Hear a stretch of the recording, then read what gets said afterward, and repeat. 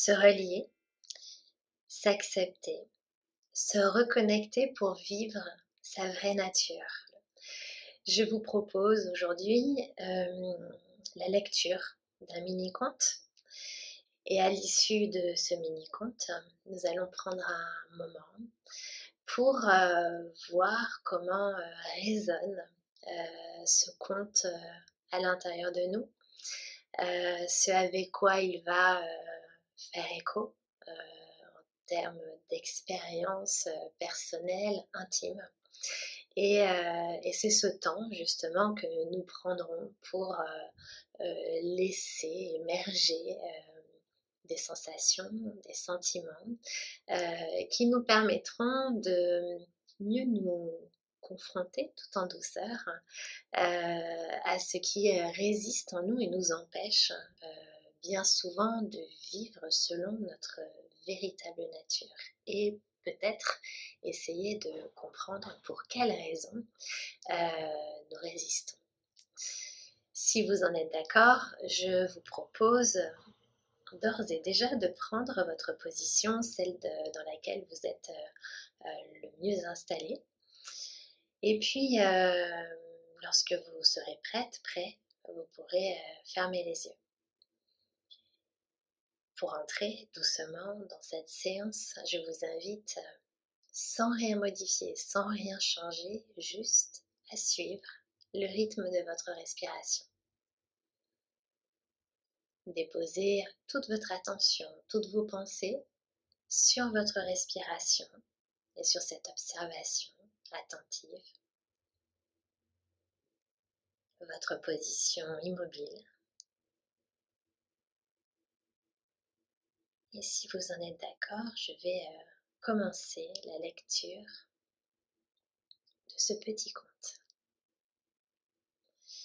Le conte de l'arbre sans fruits.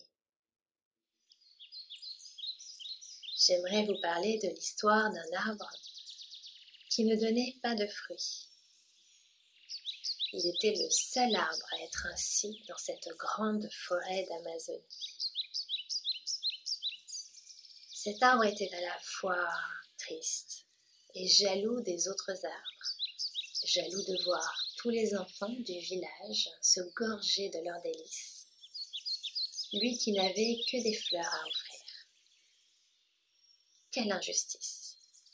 Pourquoi la vie lui en voulait-elle autant? Qu'avait-il donc fait de mal pour mériter ce châtiment? Serait-il éternellement condamné à être exclu de la joie de ses enfants? À être le simple spectateur immobile de ce bonheur auquel il n'avait pas droit? Toute cette tristesse en lui avait fini par voûter son tronc et ses branches à la manière d'un saule pleureur, comme si, derrière ses feuilles, il pouvait enfin se protéger de son chagrin et de la vue de tout ce bonheur. De cette façon, toutes ces fleurs poussaient vers l'intérieur, cachées du monde. Jusqu'au jour où une jeune femme en pleurs pénétra dans la forêt millénaire. Sa fille était atteinte d'un mal étrange et elle ne pouvait supporter de voir ainsi souffrir son petit ange. Elle fut alors comme attirée par cet arbre voûté qui semblait en peine, comme si sa tristesse entrait en résonance avec la sienne. Elle pénétra alors sous ses branches. Ici, au moins elle pouvait confier son désespoir. Ici, elle pouvait pleurer à l'abri des regards. Quel spectacle c'était à l'intérieur! Elle se sentait comme une reine au milieu de toutes ces fleurs. L'arbre était tellement ravi d'avoir enfin un visiteur qu'il profita d'une légère bourrasque de vent pour agiter ses branches et déverser sur l'étrangère une pluie de fleurs blanches. À défaut de la nourrir, peut-être pourrais-je au moins lui redonner le sourire, se disait l'arbre. Figurez-vous qu'il fit bien plus que cela. Lorsque la femme rentra au village avec toutes ces fleurs blanches dans ses cheveux, elle ne se doutait pas un instant qu'elle détenait là un remède miraculeux. En effet, le chaman du village connaissait par cœur les messages de la forêt. Cette fleur était unique. Cela faisait des années qu'il la cherchait. L'arbre, qui s'était cru inutile, avait caché aux yeux des hommes la merveille qui sommeillait en lui. Parce qu'il s'était cru anormal, il avait cru qu'il n'avait pas sa place dans le grand schéma de la vie, alors qu'en réalité, ces fleurs avaient le pouvoir de guérir n'importe quelle maladie. C'est ainsi que les villageois vinrent régulièrement demander à l'arbre l'une de ces précieuses fleurs. Il n'avait certes pas le pouvoir de les nourrir, mais bien celui de leur rendre leur bonheur. C'est incroyable tout ce potentiel qui peut rester caché lorsque nos yeux nous jouent des tours, alors que notre cœur, lui, attend patiemment le grand jour, celui où il aura l'occasion de montrer ses plus beaux tours.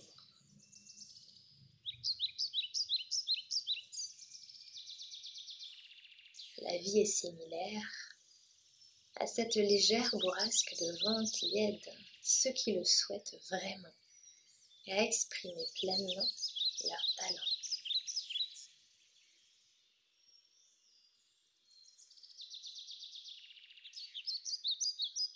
Je vous laisse quelques instants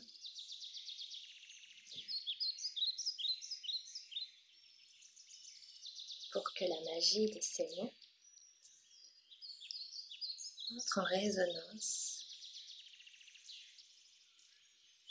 avec votre propre expérience.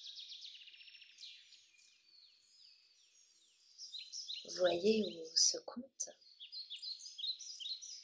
vous emmène et laissez émerger spontanément les quelques images, souvenirs,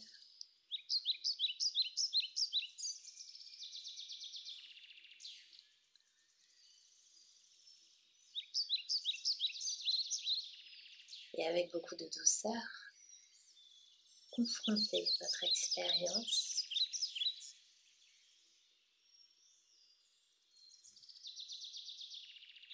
avec l'histoire de cet arbre sans fruits.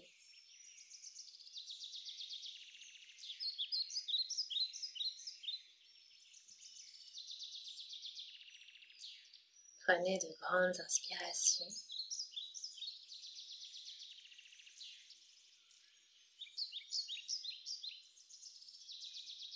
Et toujours avec énormément de bienveillance et de douceur,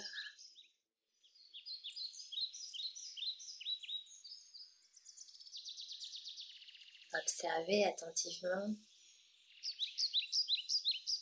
ce que ce conte appelle en vous.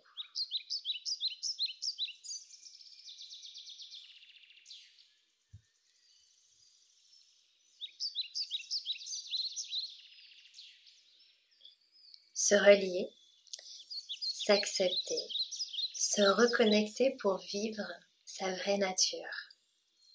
Aujourd'hui, nous allons vivre ensemble une séance de méditation un peu différente de celle que nous avons l'habitude de vivre ensemble. Je vous propose aujourd'hui la lecture d'un mini-conte. Et puis à l'issue de ce mini-conte, prendra un moment pour voir comment le conte, son sens, vont faire écho en nous. Et à l'issue de ce mini-conte, nous allons prendre un moment pour voir comment résonne ce conte à l'intérieur de nous, ce avec quoi il va faire écho en termes d'expérience personnelle, intime.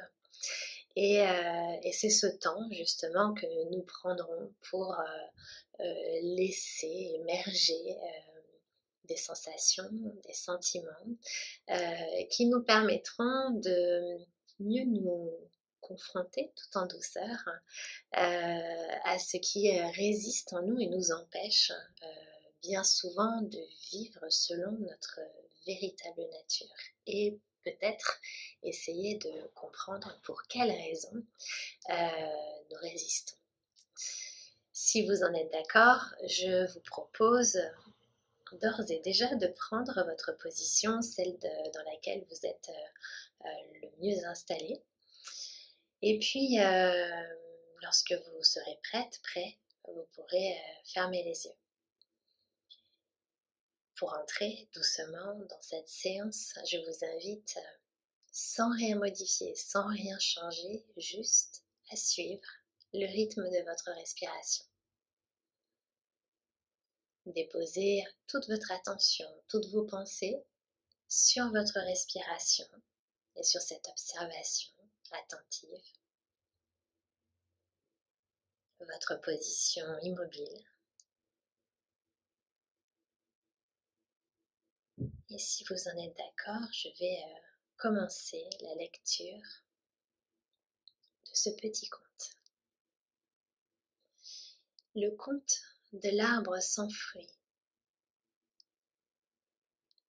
J'aimerais vous parler de l'histoire d'un arbre qui ne donnait pas de fruits. Il était le seul arbre à être ainsi dans cette grande forêt d'Amazonie. Cet arbre était à la fois triste et jaloux des autres arbres, jaloux de voir tous les enfants du village se gorger de leurs délices, lui qui n'avait que des fleurs à offrir. Quelle injustice! Pourquoi la vie lui en voulait-elle autant? Pourquoi la vie lui en voulait-elle autant? Qu'avait-il donc fait de mal pour mériter ce châtiment? Serait-il éternellement condamné à être exclu de la joie de ses enfants? À être le simple spectateur immobile de ce bonheur auquel il n'avait pas droit? Toute cette tristesse en lui avait fini par voûter son tronc et ses branches à la manière d'un saule pleureur, comme si, derrière ses feuilles, il pouvait enfin se protéger de son chagrin et de la vue de tout ce bonheur. De cette façon, toutes ces fleurs poussaient vers l'intérieur, cachées du monde. Jusqu'au jour où une jeune femme en pleurs pénétra dans la forêt millénaire. Sa fille était atteinte d'un mal étrange, et elle ne pouvait supporter de voir ainsi souffrir son petit ange. Elle fut alors comme attirée par cet arbre voûté qui semblait en peine, comme si sa tristesse entrait en résonance avec la sienne. Elle pénétra alors sous ses branches. Ici, au moins elle pouvait confier son désespoir. Ici, elle pouvait pleurer à l'abri des regards. Quel spectacle c'était à l'intérieur! Elle se sentait comme une reine au milieu de toutes ces fleurs. L'arbre était tellement ravi d'avoir enfin un visiteur qu'il profita d'une légère bourrasque de vent pour agiter ses branches et déverser sur l'étrangère une pluie de fleurs blanches. À défaut de la nourrir, peut-être pourrais-je au moins lui redonner le sourire, se disait l'arbre. Figurez-vous qu'il fit bien plus que cela. Lorsque la femme rentra au village avec toutes ces fleurs blanches dans ses cheveux, elle ne se doutait pas un instant qu'elle détenait là un remède miraculeux. En effet, le chaman du village connaissait par cœur les messages de la forêt. Cette fleur était unique. Cela faisait des années qu'il la cherchait. L'arbre, qui s'était cru inutile, avait caché aux yeux des hommes la merveille qui sommeillait en lui. Parce qu'il s'était cru anormal, il avait cru qu'il n'avait pas sa place dans le grand schéma de la vie.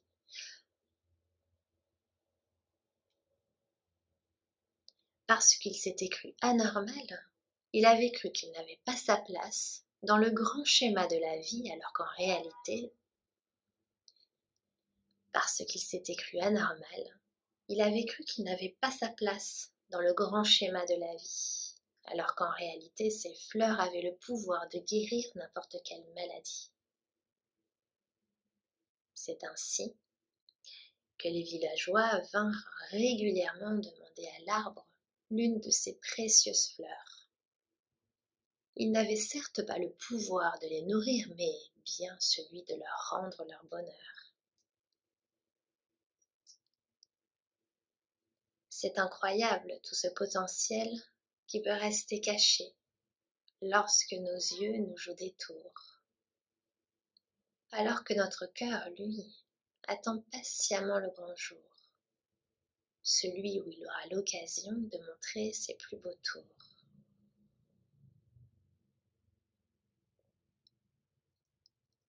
La vie est similaire à cette légère bourrasque de vent qui aide ceux qui le souhaitent.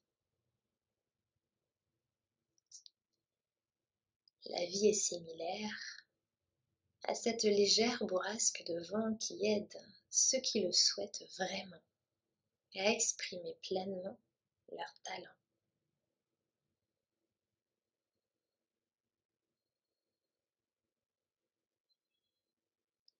Je vous laisse quelques instants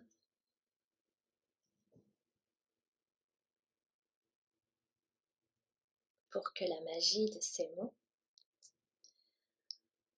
entre en résonance avec votre propre expérience.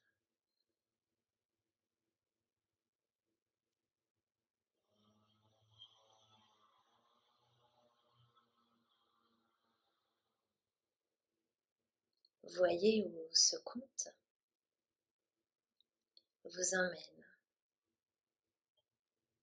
et laissez émerger spontanément les quelques images, souvenirs,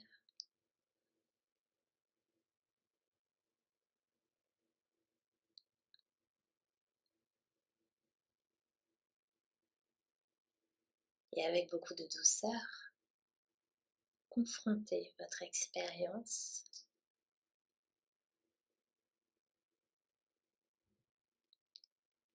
avec l'histoire de cet arbre sans fruits, avec l'histoire de cet arbre sans fruits.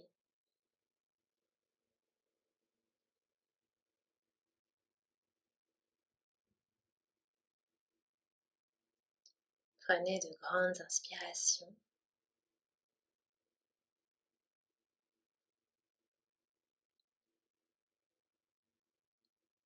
Et toujours avec énormément de bienveillance et de douceur,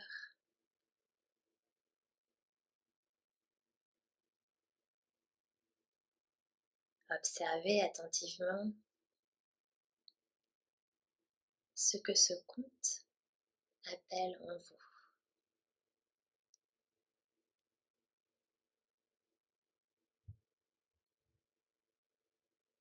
Avez-vous vécu dans votre vie des moments où vous pensiez peut-être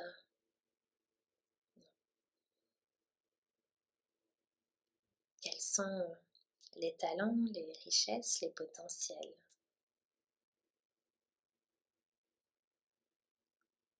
que vous n'osez finalement pas exprimer, exploiter?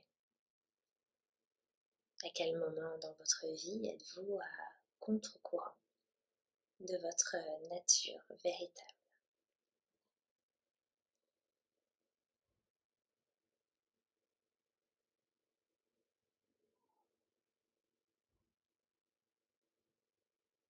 Lorsque la nature n'est pas contrariée, elle est absolument merveilleuse et abondante. À l'image de notre arbre, magnifiquement fleuri de fleurs blanches. N'avez-vous pas envie de libérer et de suivre votre nature véritable, celle de l'épanouissement?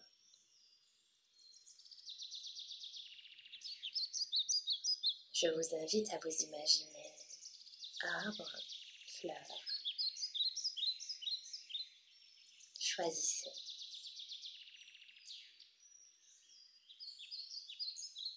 Et voyez ce qui, dans votre vie, peut changer si vous acceptez de suivre votre nature, votre spontanéité, votre cœur, vos envies, votre joie enfantine. Offrez-vous ce moment précieux de vous imaginer légère, spontanée. Offrez-vous ce cadeau de ne pas vous apporter vous-même des blocages. Imaginez-vous fleurs, arbres, libérés de toute crainte, ayant pour seul objectif, intention, votre propre épanouissement, votre propre floraison.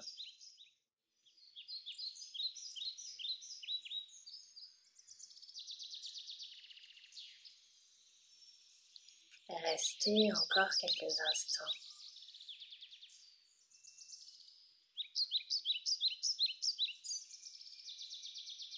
Bercé par l'histoire de cet arbre sans fruits,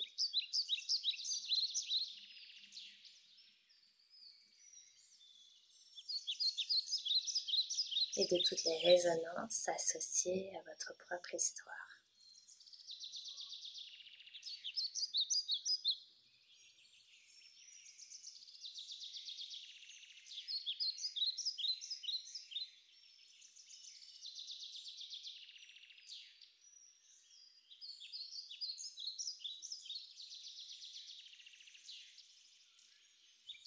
Et puis prenez un instant. Et pour voir ce que vous pourriez dès aujourd'hui modifier pour accepter un peu mieux encore votre véritable nature. Accepter ce que vous êtes. Conservons en nous l'image de cet arbre magnifiquement fleuri.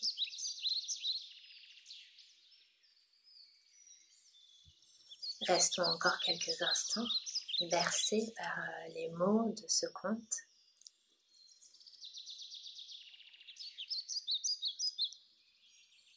Et essayons d'aller chercher dans la nature les enseignements. Les enseignements pour nous accompagner sur la voie de l'acceptation des cycles de la nature, des cycles de notre propre nature.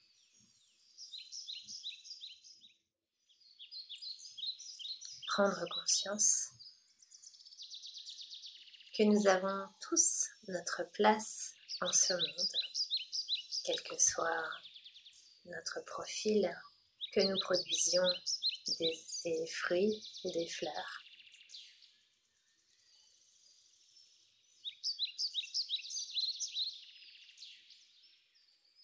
Et que c'est en suivant la voie du cœur que nous prenons le chemin de notre épanouissement et de la reconnexion à notre vraie nature.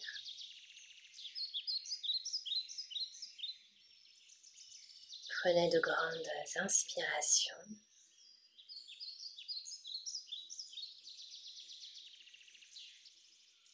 Laissez-vous encore bercer quelques instants par l'image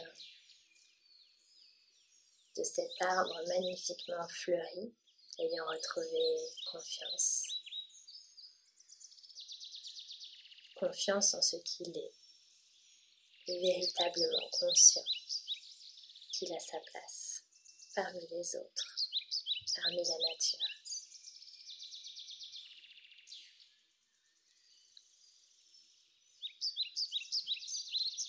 vous laisse tout doucement reprendre le contact avec la pièce qui vous entoure, les différents meubles, objets,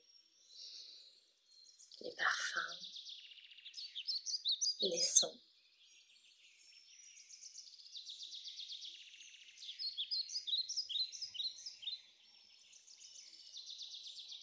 Revenez doucement à votre corps et vous pouvez tout doucement le bouger. Bouger les épaules, effectuer des rotations avec la tête, bouger les bras.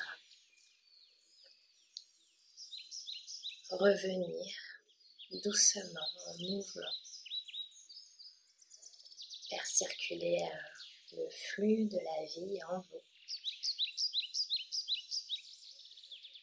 Et puis lorsque vous vous sentirez prête, prêt, vous pourrez alors de nouveau ouvrir les yeux.